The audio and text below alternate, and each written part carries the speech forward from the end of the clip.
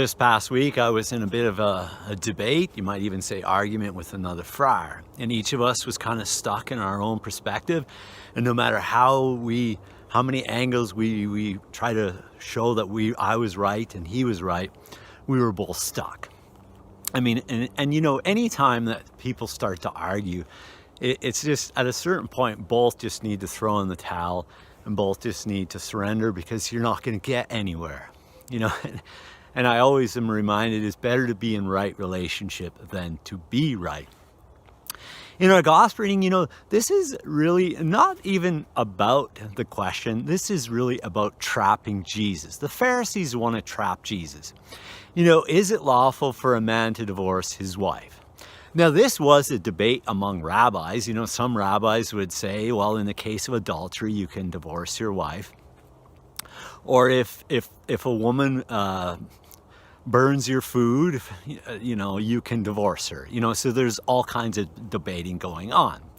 But really, what the Pharisees want to find out is, does Jesus side with King Herod, or does Jesus side with the prophet John the Baptist?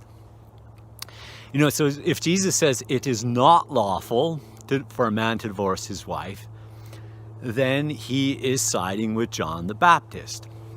And he's a prophet. But then, oh, wait a minute, he's going to be in trouble with Herod. The Pharisees are going to let Herod know, and Jesus is going to lose his head as well.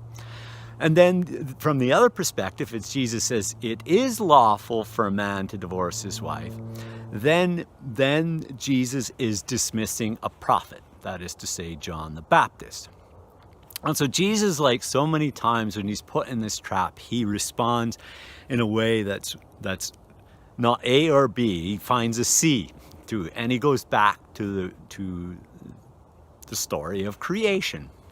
Now, if we draw from the story of creation in our first reading from the book of Genesis, you know, sometimes we get overwhelmed by everything going on in our world. We have these different debates and arguments about, do I get vaccinated? Do I not get vaccinated? And we get stuck. We get stuck, and we're there. And then we see all the other bad things happening in our world, and we forget about all the blessings. And so really today's reading, the first reading, is encouraging us to focus on the blessings of life. You know, man is resurrected from the dirt.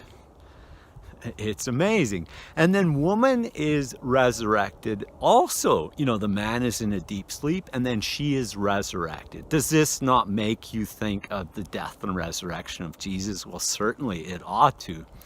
And notice that remember that the New Testament was written after the resurrection. The resurrection is the start point for the scriptures.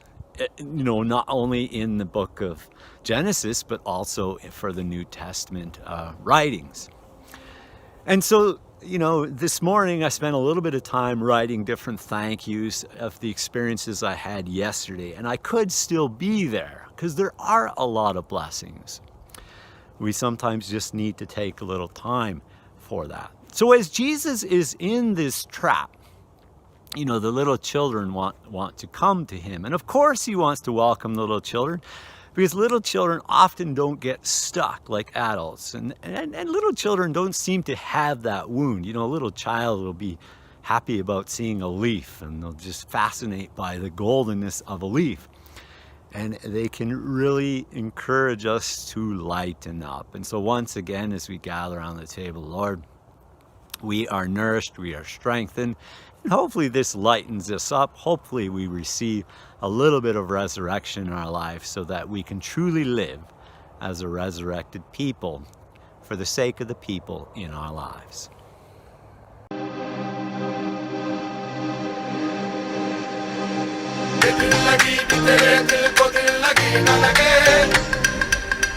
लगी तेरे दिल को